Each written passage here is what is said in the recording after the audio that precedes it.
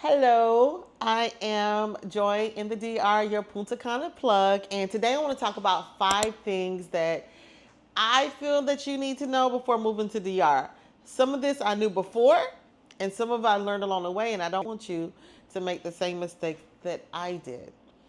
So, the first thing that you should have in place is accommodations.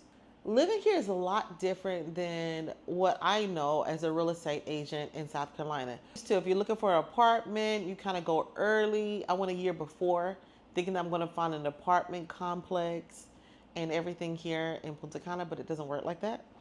Here, when you write your contract, be ready to move in that day. So what you need to know before moving here is what your budget is going to be, not necessarily where you're going to be, where you're going to move. You need to know your budget and the kind of lifestyle that you're looking for. That's so much more important than the specific place that you're going to live. So you need to decide if you want to have a suburban lifestyle. Do you want to live on the beach? Do you want to be in a tourist area? Do you speak Spanish? Are you okay with being with locals? Do you want to be somewhere where they're all English speakers and what your budget's going to be like? So it's very important to know that so you can decide what kind of life and how you can adjust your finances to fit that. Speaking of adjusting your finances, another thing that's very important is transportation. A lot of people get here and they said I could just Uber everywhere, which is fine, but that can be costly if you're a person like me. If I want to go to the grocery store, I want to go to the grocery store. And while I'm at the grocery store, I might decide that I want to go to the bank. And then when I get to the bank, I might decide I want to go somewhere else. And for someone like me, I would need my own car. And so you have to decide how you're going to deal with transportation here. Driving here is, if you're from New York, maybe you'll be okay. But otherwise, driving here is something to get used to. So maybe you want to do Uber for a little while until you have your transportation in place. I would say budget around about $12,000, 10 to 12,000 to get a reliable car here. You can get financed here. That would be a whole nother video. But having cash here is the best way to get a car. And maybe you need to Uber for a little while before you get one, but just have an idea in place of how you're going to deal with transportation. Healthcare. This is a lesson that I learned the hard way. It's so important to have your insurance. You can do it before you move. If you contact me, we set up an appointment and you get some Joy in the DR concierge service. Then I can help you set up your health care here. But it's so important because I was here, my son got sick. He got a rash that was a strange rash. And so we went to the doctor's office because we didn't have insurance and because we were not Dominican. It was going to be for just a regular doctor's appointment was only almost $300 for one doctor's appointment to look at a rash. For a rash on his skin. And that was just a consultation. Like I would have to come back to see them afterwards. So I end up getting insurance. There are lots of insurances. I'll have a whole nother video on talking about that in depth.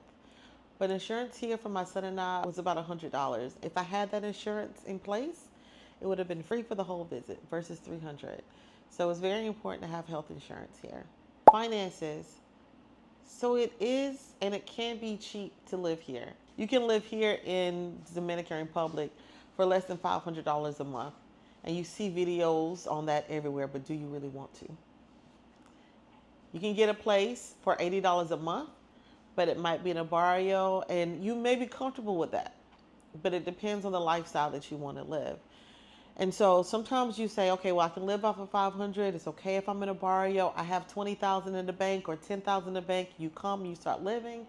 And then after a couple of years here, the money's gone.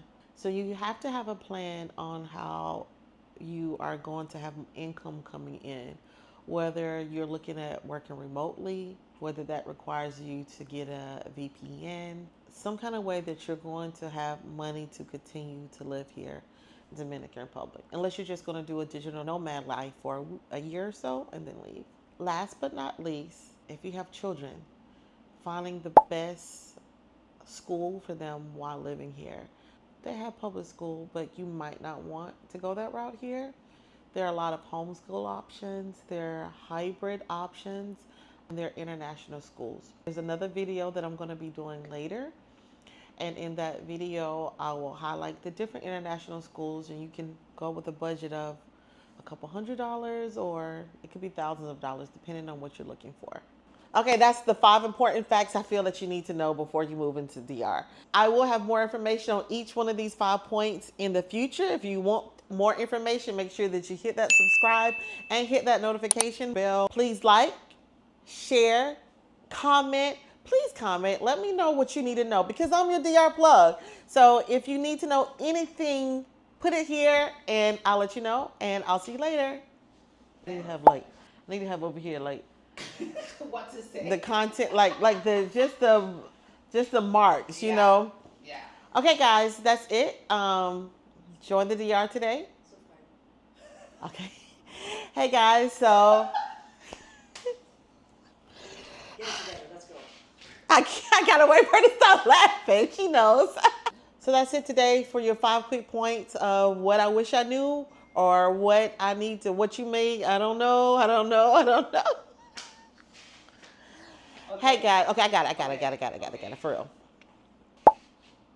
You ready? Big 5. Okay, so that's it for today. If you, what was I about to say? Oh, wait.